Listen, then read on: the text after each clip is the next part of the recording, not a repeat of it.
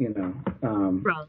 So, but anyway, moving on to the final subject as we clear the 3.5 hour mark on this wonderful podcast.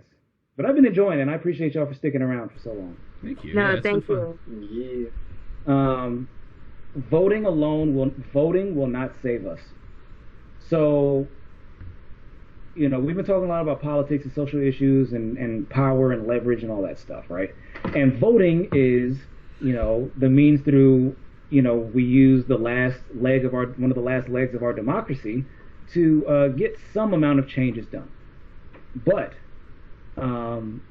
that's only one facet of life. That's only one way. That's only one mechanism of power. And what people have been slowly discovering from the various movements that have come together, over the last several decades, is we cannot just rely. Our institutions and our leaders are feckless. They're cowards. They're ignorant. They're greedy, or they're, overall they're just failing us. All right. Even if they're trying their best and they're honest, that they fail us and they can only get so much done. What this is saying to me, and this is a concept called dual power in certain left-wing political circles, it's called dual power, which is basically we have to coordinate with one another to create institutions that are as powerful as the ones that are already present. So, for example, Dylan had mentioned way earlier in this example that he went shopping at Winco, and Winco is a very popular grocery chain out here in California. I don't know how much farther it spreads, if it's just Cali or the Southwest or whatever. But they are a chain of restaurants or grocery stores that are owned by the workers. They are owned by the workers.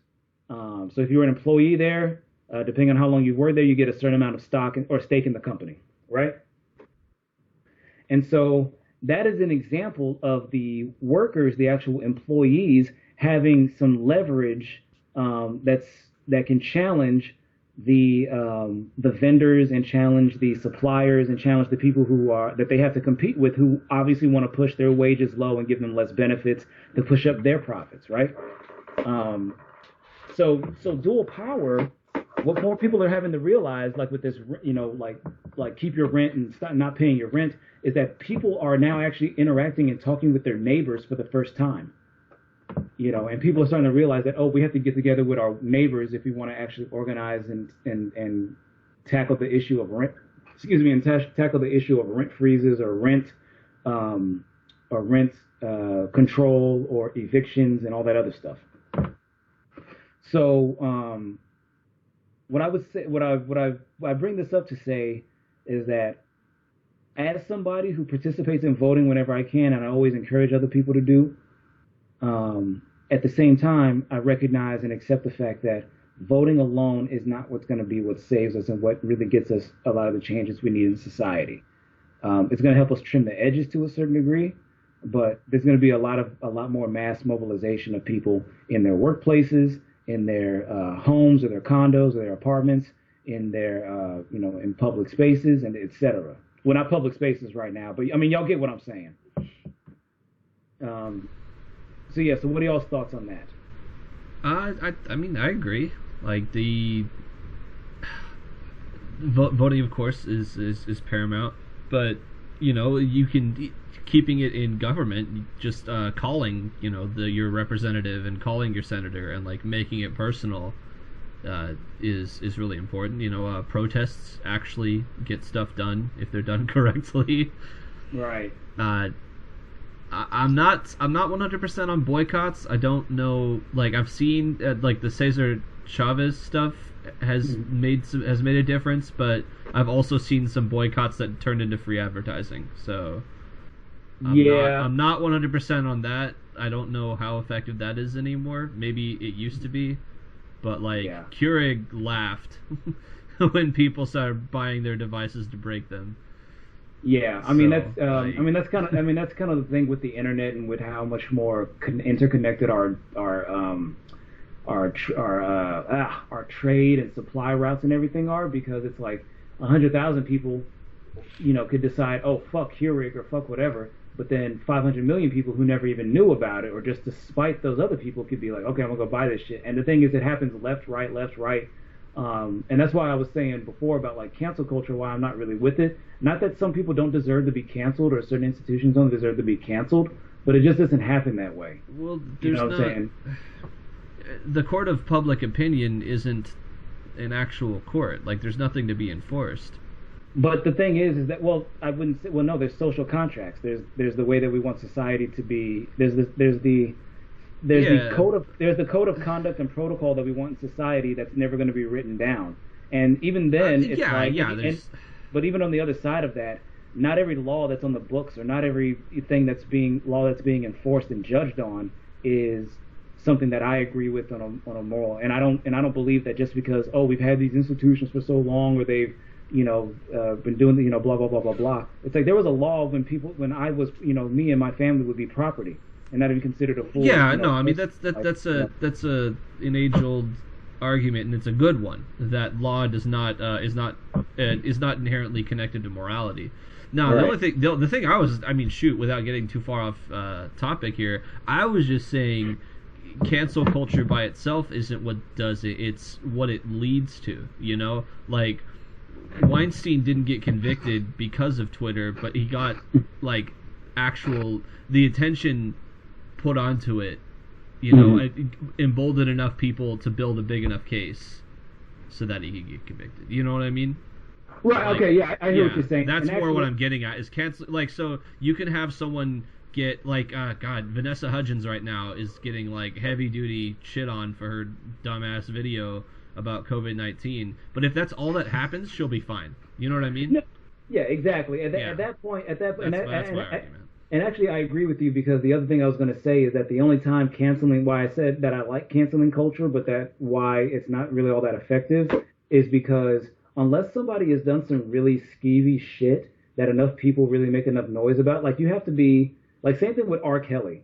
You know what I'm saying? Like he'd been doing this shit for decades and paying people off and being sued and all this other stuff. Like it was more than just one or two incidents, but that it took, what I'm saying, the mobilization online and other people paying attention and making noise about it for the case to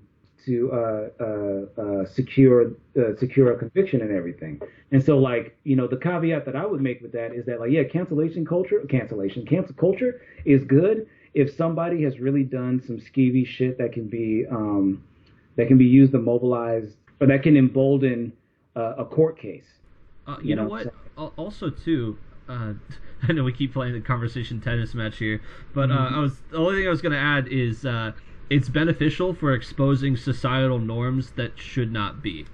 Like, Yes, I have yes. I have a real life example of this, where like back when Cosby was first getting nailed for what he did, my mom was having trouble like adjusting to the idea. She's like, "Oh, that's just how." Things were. Like it was okay back then. Like, well, it's not then. It's now. Like Yeah. you don't have to put up with it anymore. Like you Right. can actively choose not to, as a culture. Mm-hmm. So I think that's really where like the positives come in. But yeah, that's it. That's all I got. Yeah. What about y'all, Christine and Adam well, really, at first we were talking about how voting won't save us and how we have to basically use people power, and that we have to recognize that it's more than just making noise, but that we actually have to start putting in the effort.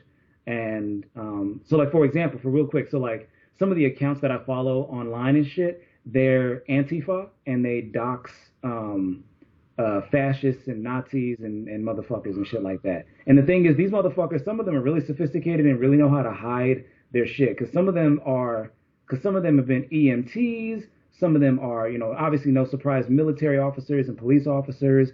Some of them are just like special ed teachers. Some of them are just like vegan yoga instructors. So for real, like you don't have to be like our idea of what neo-Nazis and fascists and racists and shit are is very stuck in the past and very narrow. And it just does a disservice to being able to smoke them out. But the point I'm trying to get to is that what they've done is because a lot of the DAs and a lot of the formal institutions and shit aren't really going after it because they've tried and haven't been too successful. So these online activists are basically collecting all this information and putting it on a silver platter. And because of them, certain motherfuckers have been getting kicked out of respective spaces or been getting kicked out and ostracized from their neighborhoods or have lost certain privileges or fired from their jobs, etc. And and it's like that's real work. It takes real effort, and people put in real hours to research this shit, and it's had a meaningful impact on society outside of our institutions. They were participating in a means of dual power in getting the result of what would happen in a court of law, but having to circumvent the court of law to a certain degree in order to get to justice. And so cancel culture, of course, kind of plays into that. That's just one way of it, but more so just about like recognizing how the times are changing and how people hopefully should have to realize that we can't just rely on our institutions and leaders. So what are your thoughts, Christine? And then Adam? Sure. My perspective is when it comes to voting, do really people hear our voices? The answer, it could be yes or it could be no. We can either boycott, protest, like you state, make enough noise on the internet to make sure that your voice is heard. Or you can call your, like you said, whoever's running the city, mayors, it can go on and on and on. But, an interesting story I want to bring up about is I'm not sure if you guys remember the college story scandal with the California colleges, that so many people got caught cheating or they got paid money to get their students in, but those students were trying to be like in these sports when in reality they all had low scores or they paid everybody to get their student in. Right. So that's that's using that's using power outside the actual what the actual rules are supposed to be or what the actual conduct and protocol is supposed to be in order to take up room in that space. Right. So when the whistle was blown, everybody made noise on the internet on that scandal. Right. Also, yeah. Wait, you were saying there's various scandals that have brought out, like I said, people making noise, and do they get on top of them? Yes. It's because it depends on if you, like you stated, if people make noise, they call somebody out, they get on it. Mm-hmm. Yeah. And the thing is I'm with it, and I have to, the thing is, as somebody who lives, like, who puts their stuff out on online, and lives in a certain way and voices their opinions, it's like I have to accept the fact that eventually somebody's gonna call me out or get a clip of my podcast and be like, oh my God, I can't believe Brandon, aka Samboy, said such and such and such and such, or did such and such and such and such. And it's like I'm gonna just have to, accept that and just deal with it. But what are your thoughts, Adam? Yeah, I mean, just from seeing from the results of the, everybody going out and voting and people voting till like 10 o'clock at night, I mean, that's a pretty huge, that we've seen lately, and people going out and voting and making it as accessible as for everyone. Before, like, there was a cutoff point, and now you could be in West Hollywood and you could live in, Long Beach, and you could go vote over there. Mm-hmm. But I mean, it's tough to say that, like, what if it does and it doesn't work, but still, like, yeah, it's the people that that take action and actually make things happen, and that has to get worse before it gets better, they don't say. But to scenarios of, like, things coming out, like, I don't know, it's almost like with when Kobe was killed in that accident, and then all of a sudden you heard people saying, like, oh, like, you're praising this rapist and all that, blah blah blah, and, like, I all I know is about Kobe being this, like, put on a pedestal god of, Los Angeles, but just reading up about it, like, yeah, like, I guess, years and years ago, like, he did something to a girl, and then all of a sudden the whole thing was just, brushed away, and then people coming out and just, like, it's one thing, like, oh, that's, kind of like giving sympathy, but still people still trying to, like, still crucify him, or, like, just like with Michael Jackson, like, the whole thing with those guys coming out with of what happened years later, like the sexual, all the footage and all that, and then all of a sudden now it just went quiet, and they tried questioning these guys, like, why all of a sudden now you come out, but I don't know, it's just. Yeah, I mean, it's, it cuts, it cuts both ways, but I tend to look at it as like, once again, people who tend to have, I don't know. I'm not gonna, yeah, I don't know. Those are two good examples to bring up in that situation. And, to me, I didn't feel any particular way. I'm just like, if you want to say that, yeah, Kobe did these good things and that there's also this, blemish on his past as well. It's like, I feel like you should bring those up. I feel like, those should be brought up in equal measure. You can't just focus on the good parts. And then also just being, straightforward, being, clear about, what the results of that was, because some people do get accused and it ends up being bullshit. And then some people don't get accused of anything, but they've done that, but they definitely did some shit. And of course, everything in between.